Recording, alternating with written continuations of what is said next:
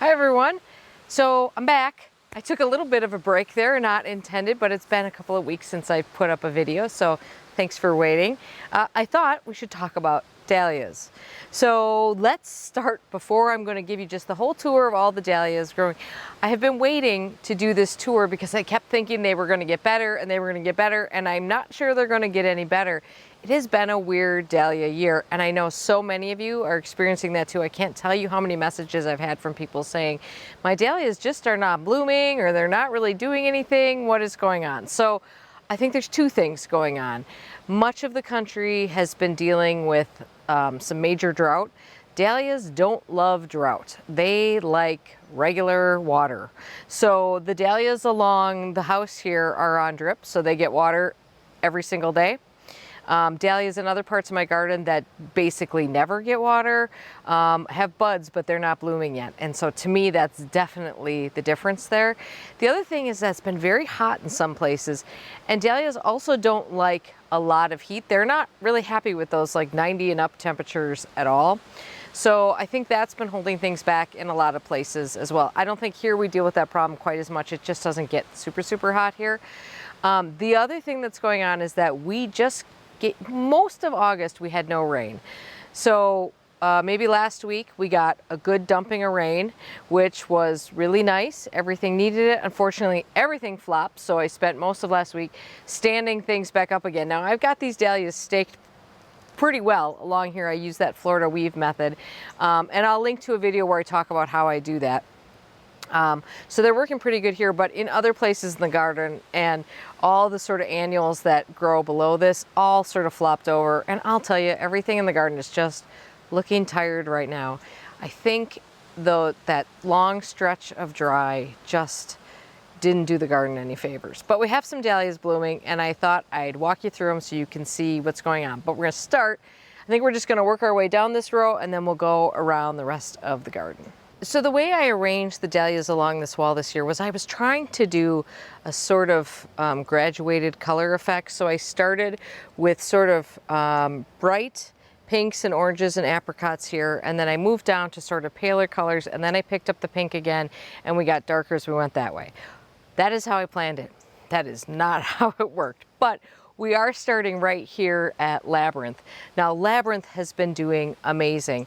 A couple weeks ago, I showed a picture. There's 3 labyrinths right here, and I think in one day I had 25 blooms on them. It has been outstanding. Unfortunately, you might be able to tell that things don't look quite right here, and I'll tell you what happened. These first 2 plants have spider mites. Spider mites tend to happen, especially with dahlias, when it's been a very dry period. I suspect on the end down here, they don't get as much water in the drip system, and I think that's what's going on here. So what am I going to do about it? I don't know. I spent a lot of time checking out the Dahlia Society of America's website to deal with this. Spider mites are very difficult to deal with, and really their recommendation is pull them out before they infect everything. I don't know if my heart can allow me to do that. So I don't know what I'm going to do about it yet, but you can see that it's been having a problem. So you can see that the foliage is sort of mottled. There are these brown spots on them. You come up here, I don't know if you can see this, probably can't. There are very fine little spider webs. The flowers don't look quite right. Everything here, you know, it's just the leaves. This is not what good dahlia foliage should look like. There are, you know, this is all bad. So it's mostly just on these first 2 plants. So I could deal with it that way. It leaves a pretty big hole in the garden. And also look at their bare legs down there because I had to prop up so many things on the bottom. Anyway, listen, it's not Labyrinth's fault that it got spider mites. Labyrinth is a lovely dahlia that has nothing to do with the type. It's just bad luck. And it's still beautiful no matter what. So next I want to show you one that's new to me this year. This is Penn Hill watermelon. It's so good. It's a really, really good one, you guys. I love these sort of twisted petals on it. I think that's really pretty. You can see that there's some difference in the colors on it. Now this one can get quite big. The first bloom that I cut from this, and often the biggest blooms you get are the first ones and then they get smaller from there, was 10 inches across. But there is one I want to try to show you, and I have to get a ladder to show it. Okay, so I'm up on a step ladder. This plant is easily 7 feet tall. Why this one got so big, I'm not sure. Maybe because they're kind of crammed in here and it was looking for some light. Okay, so this is also Penn Hill watermelon. And look at how much darker pink this is. This is actually the color that I more expected out of this flower.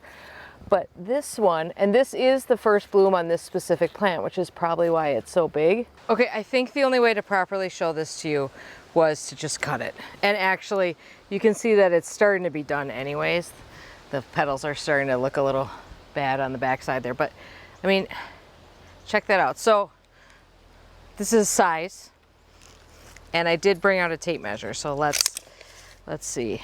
If you were going from petal to petal, I mean, that's an easy 10 inches and maybe 11. So anyway, you know, it's big. It's a bouquet all in itself, but isn't that stunning? And the twisty petals, and each petal has like a little bit of striation in it. So it's just a gorgeous dahlia. All right, let's keep going. Okay, moving on down the road here, we move to Breakout. Now, Breakout's been interesting for me this year. Last year it was quite a lot more yellow. This year so far it's been quite pale, creamy pink, almost like a ballet pink, with a light yellow center, which is a color that I quite like on it. The thing about this dahlia is the petals are quite a bit wider, the individual petals, and the whole flower is flatter. You know, some of these dahlias kind of have a dome on it. This one is quite a bit flatter, which is just a different look. I like the wider petals on it. I think it's a good texture balance, but again, this one is 6 feet tall, so you're getting into a tall dahlia with Breakout. Okay, so next up in our line here is Cafe au Lait. Wait, that's not Cafe au Lait, and that's what I want to talk about, you guys. This is how all my Cafe au Laits look this year. I had to buy all, if you remember, I had to get all new Cafe au Laits this year because last year I lost them, and by lost them I don't mean they died. I meant I literally misplaced them and I never did end up finding them. It must have been a mislabeling thing, and I think maybe I threw them out as something else that I didn't want to keep. So I ordered new Cafe au Laits, and this is Cafe au Lait this year. And this happens with dahlias. If you have ever stored dahlias, you know that these tubers, one tuber looks exactly like another. There is no way to tell what variety a tuber is, to my knowledge. So if you label them wrong or you have a labeling issue, you end up with getting the wrong dahlia. Now this could be a labeling issue in the growing fields. This could be a labeling issue anywhere along the line.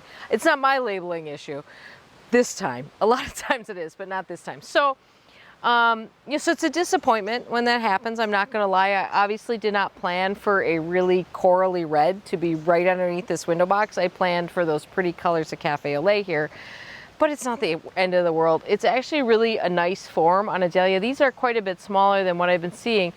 And if you're looking for, I mean, it's kind of a scarlet red. It's not a color I ever would have bought. I still have no idea what dahlia this actually is. But, you know, so this happens, and I just want to share that with you because I bet you a lot of you have had this happen too, and I know it's frustrating. By the same token, I would say it's extremely easy to see how something like that can happen.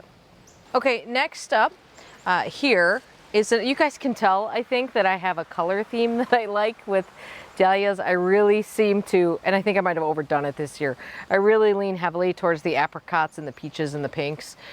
So this one, I think, pretty sure, this is Belle of Barmera. Again, a lot of different colors that we're seeing here. This one back here, which is sort of spent, has much darker pink. Okay, so same flower, look at the different colors. So colors can change with dahlias. A lot of times it's a light thing, a lot of times it's day length. Sometimes if they're hidden behind or facing the other way, they're a different color. So this is what I typically think of the bellas as the Belle of Barmera color. Both pretty. though. So the next flower in the Penn Hill family, and I'm gonna just run up here and cut this so that you can actually see it better, because unfortunately they're way over here. Okay, so this is the next part of the Penn Hill family. This is Penn Hill Dark Monarch. This was maybe my favorite dahlia last year. This is quite a small flower for it. Usually they're quite a bit bigger, and I have a few more of them growing where I've been getting much bigger flowers. But this is a much richer, I don't know what color you call it, but a deeper pink. Again, you see those striations in the petals, and that's, I think, sort of the hallmark of these Penn Hill ones. So I don't know if there are any more in this Penn Hill series, but between Penn Hill Watermelon and Penn Hill Dark Monarch, these are two of my favorite dahlias, and so I would love to try any of the other ones if there are more, but really pretty, and I like the form on this one too. So I do have dahlias that grow behind what are really disreputable looking cherry tomatoes right now, but I just noticed that I ended up having a breakout in there, which was, again, not supposed to be there. But I want to show you this one because this is a much more what I think is a more typical breakout color. Also a nice big size on this, and look at the width of those petals. So I just want to quickly go back to breakout and show you that one. Okay, so that's all the tall ones. I generally plant the dinner plates there against the house, and I try to keep shorter ones over here. Now, we are just on the other side of the patio, and I don't change this area up very often because I really like sort of where the placement's been the past couple of years. And the first one I want to show you is Creighton Honey. So if I have to make a list of my top 5 dahlias, and someday I think I'll try to write a post on that for the blog, Creighton Honey is going to be on that list. I saved, it's a very hard tuber to find. If you find it, I would buy it. I don't see it around very often. I can't tell you why. These are all Creighton Honey. Now this one is a little spent, but so you can see the variation in color. It's generally a salmon color to a yellow color. Sometimes they go more yellow, sometimes they go more salmon. This is sort of what I think is the most typical color of a Creighton Honey, but it's a really nice ball. Probably grows about, I would say 30 inches maybe. So I sometimes stake them and I sometimes don't. I think it's probably better to stick a short stake within and try to keep them in, because they did get a little floppy on me when we had all that rain. But they don't need a great deal of support, just a little bit. But I mean, how can you not love Creighton Honey? So you might have noticed I seem to have quite an affinity for ball dahlias, and I don't know what, I'll never get over it. This is a new one for me this year. This is Linda's Baby. In fact, all 3 of these are Linda's Baby, and I cut 3 of them to just sort of show you that there's not a ton of color difference on them. Sometimes they get a little paler. They're a touch smaller than Creighton Honey. So these two, let me just grab the Creighton Honeys for you. These two are the Creighton Honeys. You can tell they're really similar. They're very similar, you know, in color tone and form.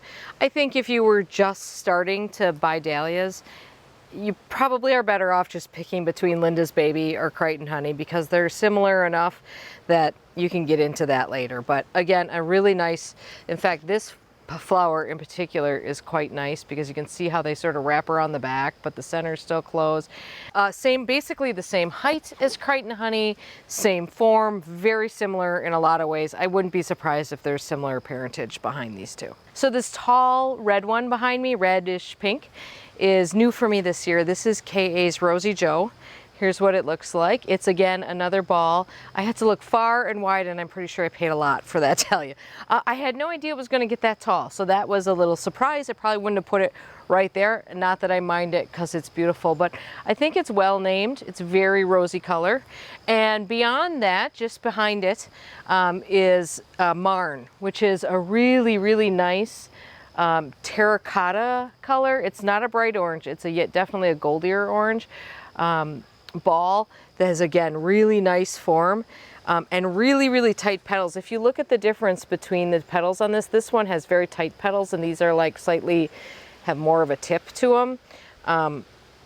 It's just kind of, I don't know. I get so into the ball dahlias that I guess I'm looking for differences in them now. But anyways, both of them are new for me this year. I like them both. I guess the answer is I would grow them both again, but then it's hard to find a dahlia I wouldn't grow again. Okay, so at the bottom of your frame here, you can see HS date. So I think you guys probably know, if you've been watching me for any amount of time, that I'm a big fan of the HS series of dahlias. HS stands for Happy Single. Now, Happy Single dahlias have dark, almost, well, I would say it's very dark olive green foliage. And they just produce flowers massively. As long as you keep deadheading them, they will just keep producing flowers, and the bees and the butterflies absolutely adore them. So this is 2 of them that I'm growing. Now this one is HS Date, much more orange. And this one is HS Kiss. HS Kiss is new for me this year. It's more of an apricot. I actually think between the 2 of them that I prefer the HS Date. It's a little bit more impactful in the garden, although they're both, again, very similar. I don't know that you would need to have both of them. I think you'd probably be good by just picking your favorite of the 2. I think the flowers on HS Date are slightly larger than the flowers on HS Kiss. Now, whether that's just where they're growing or whether that's common for the plant, I'm not sure, but those are 2. I have another HS Flame that we'll look at in a bit. Before we move around, we've got a lot more dahlias to look at, if you can believe that. This is Gallery Art Nouveau. The Gallery series of dahlias are really nice because they're super short, they never need staking, and they all have kind of slightly different blooms. This one is a little bit more orange with sort of a fuchsia underside on them. And that flower might look good, but I want to show you, zoom out here a little and show you these plants. So these plants look terrible. This one in particular has looked terrible for a long time. And I believe this is thrips. Thrips is another problem with dahlias. I have never had that problem before, to be honest, and it's been going on all summer. They still keep blooming, so I haven't done anything about them, even though the foliage doesn't look great. I have just let them do their thing, and they're still blooming away. The flowers don't last for a long time, and they're not big, but they're a lot of nice look for not a lot of work, because you don't have to stake them or anything. I've been leaving this dahlia, which is basically done and about to die, I mean the flower, for a long time because I wanted you to see this one on the stem. Can you even believe this? New one for me this year, Peachy Salmon Dinner Plate. I am going to have to look through my orders and figure out where I ordered from, because it's one of the ones I added on for a shipping deal. And I am going to cut it right now for you guys. Okay, can you even, this is another enormous one. Look at this thing. I had when I bought this, I certainly had no idea. Now, again, all this petals, this is a spent flower. This, actually, now that I look at this, it almost looks to me like this flower has 2 centers, but it doesn't look like that from the bottom. Nice, super wide petals, bent back. I would describe this color as sort of, I'm hoping, I'm gonna turn the camera because I hope you can get an accurate depiction of the color on this. I think you can see the color a little better here. So I would say this color is salmony pink, and the center is a very gold, very orangey gold color. So the other thing about this plant is that it's only about 4 feet tall, maybe even, no, it's about 4 feet. I would say this flower was growing at 4 feet, maybe slightly less. So I don't know if that's supposed to be like that, because I barely remember ordering this plant. But it's a really nice height because I have it staked low. It's got super strong stems, and it couldn't really be in a better spot than where it is right now. You don't need to go to extraordinary measures to stake this one. A nice low stake would work, and then you get a flower like that. Okay, so there's a couple more that grow in this part of the garden. Both of them are about, you know, maybe 3.5 feet tall. They both could use a little staking. Really lovely ones that probably should have been in a better spot. First one is Bacardi. And this beauty, I don't know the name of, but I will by the time I put some names up on the screen. So whatever it says on the screen is what this is. But it's awfully pretty, kind of almost a little lavender center on that. Kind of a nice change from my oranges that I have everywhere. So speaking of oranges everywhere, here's another one. But this is a lovely one. This is Maya. And this is, I believe, what they call a water lily form flower. And this is really, let me get you closer here. It's a nice change, really pretty flower form on that. And again, kind of a goldy peachish orange. Should have been in a better spot too, but when you grow all these dahlias, what's a better spot? They're all fighting for it. Okay, we gotta keep moving. I am Bird in Daylight because I can't stop talking about dahlias. So this year I did plant some dahlias along on this area, which I haven't done before, but I like it a lot. And I think it's interesting because I have a lot of the same dahlias that I have up there. So first of all, I've got some labyrinths down here. Now you can see these labyrinths, which are not staked, by the way, are 3.5 feet tall. So I think one of the things that I've learned here is that, now these did get in a lot later than the ones over there, so they just could be slow because of that. But also, I really have them crammed in there against the house. So I think some of those are growing a little taller than they might not grow if they were just loose. And these are really pretty flowers, and these don't have spider mites, so that's nice too.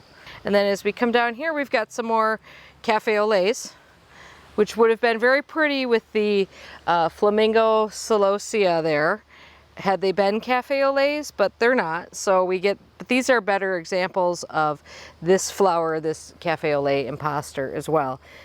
It's not an ugly flower by any stretch of the imagination. And then just to show you down here, I've got several planted down here and they've all got buds, but I wanted to show you that I have a lot of dahlias that are not blooming yet either. I think this is Thomas Edison and Avignon, something else blooming down here. Again, not staked. Should be staked, not staked, but they're holding up okay.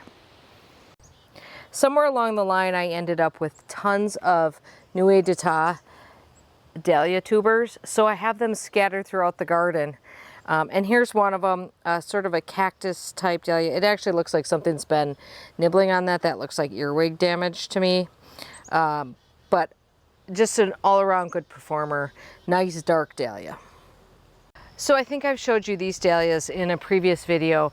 New for me this year, Joey Morella. Okay, it's another ball dahlia. I get it, you guys, I have a problem. Nice dark one, even fades out when they're pretty. When they get old, they even are pretty. I was hoping this one wouldn't need staking, but it does. It definitely needs staking. It gets, this one right here is all of 4 feet tall. The rest are 3.5. So do plan on staking this one, but you can do a low stake on it. You don't need like a 7-foot stake on this one. Extremely floriferous. And this is not ones, these don't get regular watering over here. These are pretty much planted and go. I do water them for a little bit right after I plant them, but these don't get a lot of extra attention. So this has been a fabulous performer. The last of the HS dahlias that I have in the garden here is this one. This is HS Flame. I've grown this one in this spot for several years. It has not performed nearly as well as it has in past years, but this is the flower, bright cherry red flower on the darkest foliage of all of them that grow here, although this one gets less sun than the other ones, so maybe the foliage is darker because it gets less sun, and maybe that's why it's not performing as well. Also, I've had these tubers for many years, and I didn't divide them that much. I left them in fairly big clumps, and I suspect that might be hindering their blooming this year too. So I think that covers all the dahlias in my yard. I skipped over a couple because at some point, I don't know that you guys can look at any more ball dahlias. I'm gonna try not to buy any more next year. I don't know if I'll be successful. But the best part of a dahlia tour is this. So this is that peachy salmon dinner plate. This is the Penn Hill watermelon, and this is that Breakout that I just grabbed, which is no slouch either, plus all those other ones. So I have a beautiful bouquet to enjoy, and that's the best part about dahlias, because you must keep cutting if you want more. So you just keep making yourself these beautiful bouquets and bring them in. And yeah, dahlias don't have great vase life in my experience. As long as now, if you pick, just so you know, if you pick a dahlia where the petals are already starting to go on the back, don't expect that to last in a vase more than a day or two max. If you pick them when they're right at their prime or like just about to be at their prime, they will last the longest then.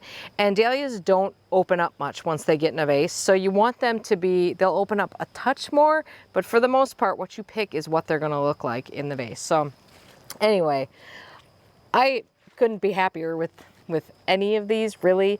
It's not been the easiest dahlia year. It's also not been the worst. And they do bring me a great amount of joy. So I hope you guys have tried growing dahlias. If you had a rough year with them, hang in there. It wasn't a normal year. They aren't, I'm not gonna lie to you, they require a little bit more work than some flowers in the garden. But to me, any amount of work you can put into them, well, I mean, gosh, how can you go wrong, right? All right, I hope you guys are having a great day in your garden, and we'll catch you soon.